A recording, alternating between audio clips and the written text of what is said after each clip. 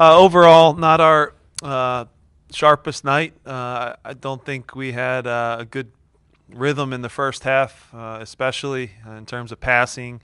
I thought we dribbled a lot when we should pass, passed when we should dribble. We're a little sloppy and a little bit off. Credit to Chicago. Again, they threw, let's call it unique defending at us. It was basically man-to-man with all three of our midfielders and our front three. I think it threw guys off a little bit. Right before Elsinho makes the play to score the goal, we talked about having a little more patience. Our center backs, they obviously have the ball tonight, making a little better, clearer decisions when they move forward. And it would take someone beating someone on a 1v1 to open up the space and get an opportunity at goal. Elsinho obviously makes a very special play. Scores a goal, and goals change games. So now Chicago had to change formations at halftime, and we were able to get a little better rhythm. Should have been a comfortable game after we get the second goal.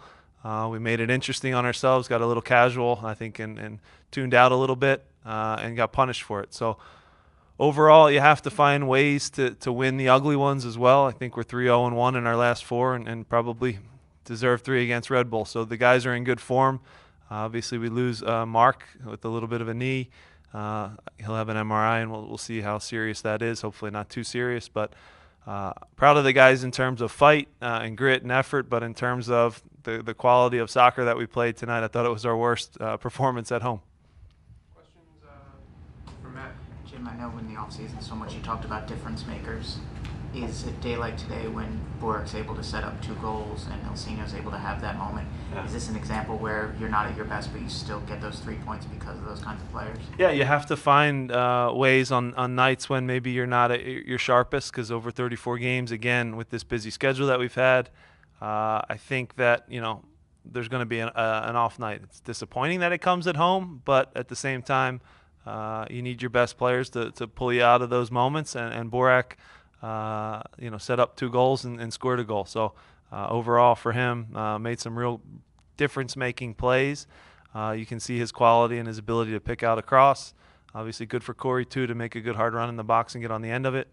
Happy with the goals that we scored. I think we earned all 3 of them. Probably, and again, we're disappointed. Ernie and I were just joking about it, but as poor as we think we played, we actually should have scored 5 or 6 goals tonight. So there's still a lot of chances out there, hitting the post, the half chance with David. So we're getting a lot of good looks. And again, continue to grind. It's as mad as I've seen our team and our staff had a 3-1 victory. So maybe that's a good thing. Ryan, Jim, you've seen some pretty goals from Elsinho in the past. He beats 2 good players there. What was your reaction to that? You're actually not that surprised, because you see it in training, and then you guys have heard me talk about the things he does in training all the time that you can't coach, you can't teach. Certain guys are special in that regard.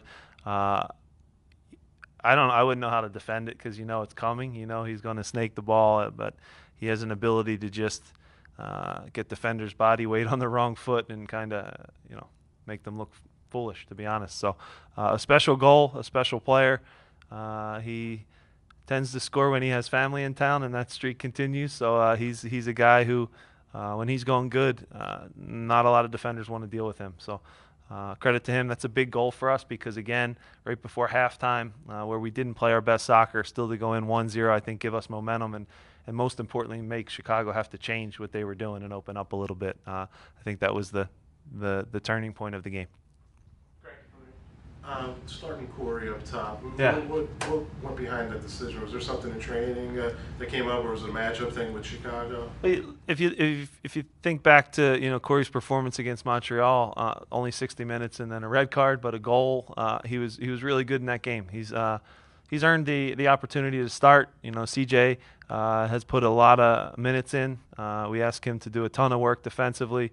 The intensity and the heat at the Red Bull game kind of led to a decision where we wanted to continue to maintain that pressure from our front 3. Obviously, we had a plan. Fafa would have been in the starting lineup, but he had a sickness and had to be withdrawn at the last second, so the plan changes. You also prepare for Mo Adams, or you don't prepare for Mo Adams, and he's in, then he's out. So, again, all these things are kind of fluid on the day. But I think Corey has earned every minute he's gotten, and when he gets out there, you can see the pressure that he puts on a back four defensively, and his commitment to run and fight and give everything for the badge. I think the fans see. That's a good thing. And yeah, he can't be more happy with his performances. In minimal minutes now, he's impacted almost every game he's been in. So really happy for him. And yeah, CJ will get himself going again too. So again, we're happy with our strikers, happy with our wingers and their ability to press. I thought Marcus, even in a game where he didn't have a lot of the ball offensively, still came in and gave us a lot of effort and work defensively.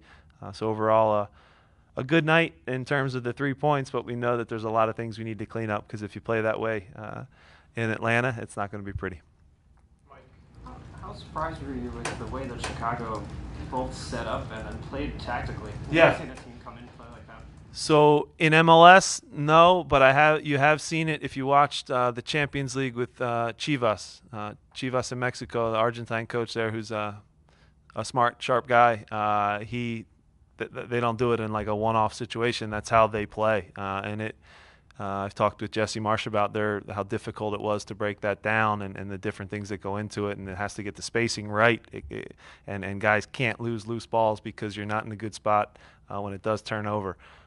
It frustrated us. I still think it's on us to be sharper with the ball, because I know the quality that we have in our group.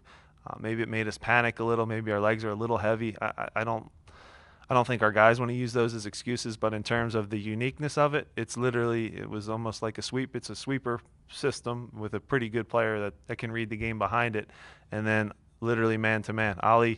If Ali or Borak went to the sidelines, Chani, and they literally followed them to the sidelines. So it's unique. I think it used to happen in maybe the 70s, but maybe it comes back, because again, all this stuff is cyclical. Things change, formations change, and credit to them, it did. We saw it a little bit. They went to it a little bit last game, but we didn't think it would come again in our building, and they used it. It disrupted us, but the guys persevered and got the result. But in terms of the uniqueness of it, yeah, not an easy one to prepare for. How does it feel to get points in 4 straight games? Yeah, points are good. They're important for sure. To get ourselves back in, first of all, to 500, which is important. We've worked very hard, and the coaching staff's done a great job to dig ourselves out of the hole that we maybe put ourselves in. We still were playing some really good soccer, but weren't getting points. And then you look at a night like tonight, where maybe it's not our best night, and you take 3. This is how seasons go. I think we're now at least situated in a spot to push for a 5th or 6th seed in the Eastern Conference. I think that's what we probably had, going into the season. Realistically, when you look at what some of the other teams have in their group, that's what we would deem. Obviously, we're shooting to win the East, but we also recognize the quality that is in our conference this year. So. Yeah, we're in the mix in terms of that 5th or 6th spot. It's going to be tight. It's going to come down to where every point matters. So, yeah, to put a little bit of a run together is great for the guys' confidence. And now it's a challenge to keep it going at Atlanta, Open Cup, and then closing up before the World Cup against Toronto, who's also fighting for points. Last one, Nick. Jack Elliott had to come into the game as a sub. How difficult is that for a center back, and what do you think of his performance after ending the match? Yeah, it's awful for a center back to come into any game at any time, ahead or behind. Nothing good can happen. So it's actually the worst. I've experienced it. I hated coming in as a reserve. It's tough.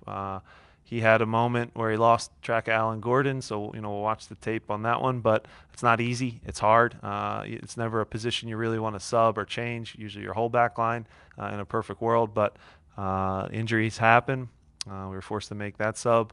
We're kind of forced to make the Elsinho sub. So again, the plan changed quite quickly in terms of how we wanted to substitute. But it's not easy for a center back to come in cold in a tight game and kind of close it out, because if you win, no one cares and no one really talks about you. If you lose, the spotlight, so to speak, points towards you as a center back. So yeah, defensive subs, nothing really great can happen, positive or negative, unless you score, which doesn't happen too often.